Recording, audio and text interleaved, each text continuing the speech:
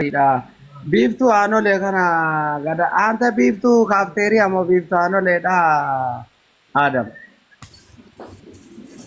Waan jedhu baabaa Nuraddiin. Jaartiin xiyyaaboo nama arfaffaa fuudhii balkanii guyyaa mana gamna dhorgaaru achi gara waan biraa qaata. Wallahi ani bara haadha sudeesii jechuudha. Daqiiqaa takkaaf jechuun ani akka isaan illee aaran hin barbaadu. Ani BAG dheengadda sababa kamiin rabbitee beektaa? Maaltu siyaadhu arfaffaa siyaasittaa fuudhuun kan jennaan galata taankii galateeffannaa dhaabata. Yaalta raddaa 00. Kunoo kanaadha. Mee afaanuma kana mee arbaab gadaa istiidiyoo kana fooloo tolchaa fi jedhaani. Mee jaartiin akkanaa ni jirti arfaffaa maal feeta abbaa manaa koo jaartii arfaffaatitti haa fuudhu bakka hin jiraa miti. Abboo adafaa ta'e. Eebbifamtuudha. Jaartoleen tiya hunduu sadiinu eebbifamtuudha. Wattakka lamaanii qaba nama ennoo sii bakka barbaade deemu maaf muskila. Bar arbaab amma isin laayisansii itti qabdanii rabbillee isinii laaffisee numaa kana rabbi nu abaaree rabbii jedhiiti ani lama qaba garuu arrin natti ba'e siin jabee. Akkaataa bar wantatu waldi dabar gabaa kana dinnichaa kuntaala lama fe'anii banii kan gurguratee galuuf osoo gurgurin garullee jira bar. Akkana kun akkamitti amma ani gurgurachuu dadhabeeree saree. Gabaa waan jimammaa kan Oromoo dhageenye. Gabaa maafi yitii jennaan nama dhabbee sun taa'e nama keessaa sotti jetti Oromoo. Keessa garoo soqatteedha nama itti aanu jechuudha. Akkana. Waliyyiin zabana beenne waliyyii miti jedhan. Akkas. Mee arbaab takkatti kabajamtoota hordoftoota keenya egaa asirratti kan argamu abbaa qabeenyaa gadaa reesturaantii fi gadaa istiidiyooti.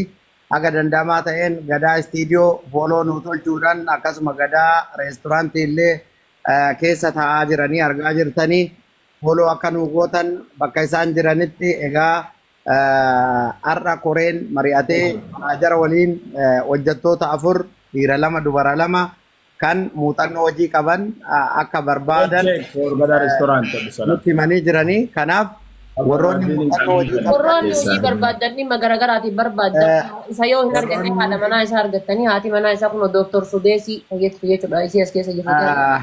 Haadha faata jallismee komitaatara jalan dubbatin. Warroonni muuxannoo hojii qabdan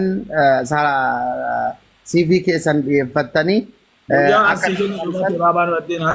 haga boruu bicha ijoollee hin fida jette haga boruutiin mastangidoo yoo hin fidin lama argee jira bara amma lama CV dhiyeeffadha yaani CV natti erganii jiranii lama barbaadaa jira amma dhiira tokkoof dubara takka barbaadaa jira dhiira tokkoof dubara tokko argeera garuu muuxannoo hojii hin qabanii kana.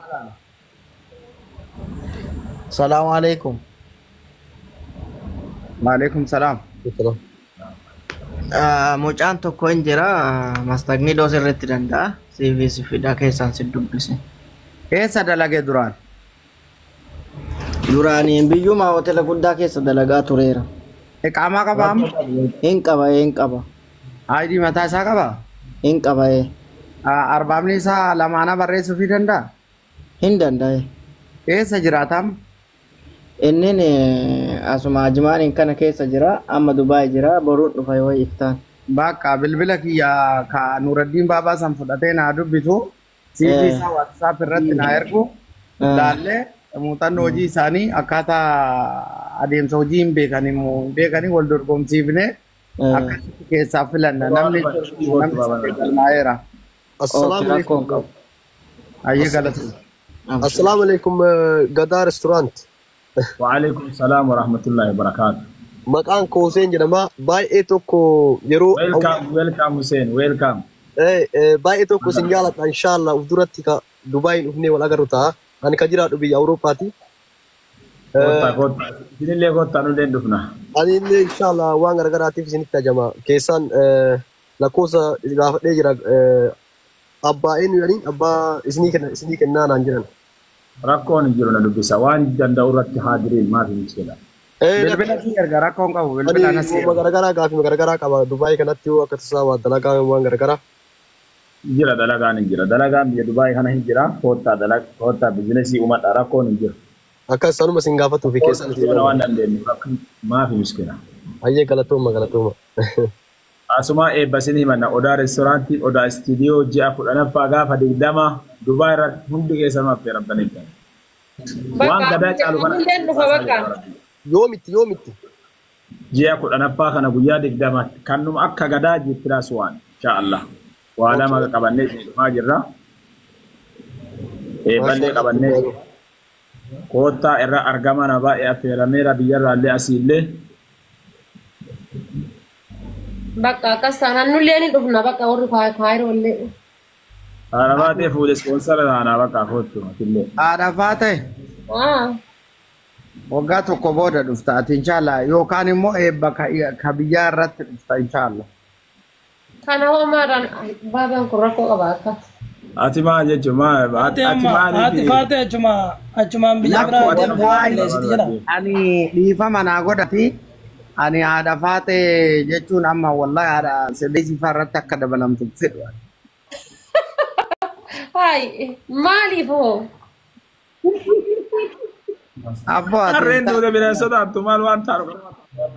Kasada pam fuudhu sodaane takkatti dabala sodaata. Inni fuudha jedhaa sodaanne baabaasi ma sodaate. Mee takkatti yeroo takkatti daqiiqaa takkaaf hundi keessanuu callisaa mee gadaa istiidiyoo fooloo godha kabajamtoota hordoftoota keenya 500. Restooraansii fooloo godha nama gadaa restooraansii godha. Kana walii galtee kiyyaaf qababa diigeera gadaa restooraansii fooloo godha warri gadaa restooraansii jaalatan hundi keessanuu iyyuu. Akkana kunoo ati jireenyi kan kee kana amma odootti daarillee qabata. Warri ana jaalatan gadaa restooraansii fooloo godha. Laal barreeffama jala waan jedhaa jiran baabaan haadha faatee irraa rakkoo qabaa jedha. Gadaa istiidiyoo fooloo godha amma bilchaa laala amma. Nama jireenya. Namaan argitu nama 238 achi ilaalati ilaali. Reef dhufanii nama 238. Abbu'aan irraa sii baa wallahi an jiree wajji makaraa si wajjin hin hojjetu wallahi billaa batbaati. Guys, gadaa restooraansii fooloo godha. Lachuu kama abbaa tokkooti godha gadaa reestooraantii fooloo godha wallahi haa godhan. Godha. Laala kan namni amma arfaffaa haa taatu jedhe gadaa restooraansii fooloo godhaa jira jechuudha. Ani jechuun wallahi waan biraatiif miti beektaa haadha faate.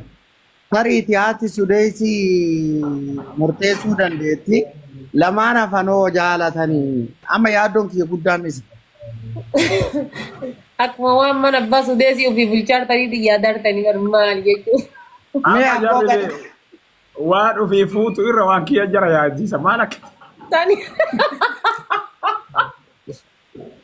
Abbu gadaa istiidiyoo harka abbaa tokkooti ibidda qabatu nama sodaachisu.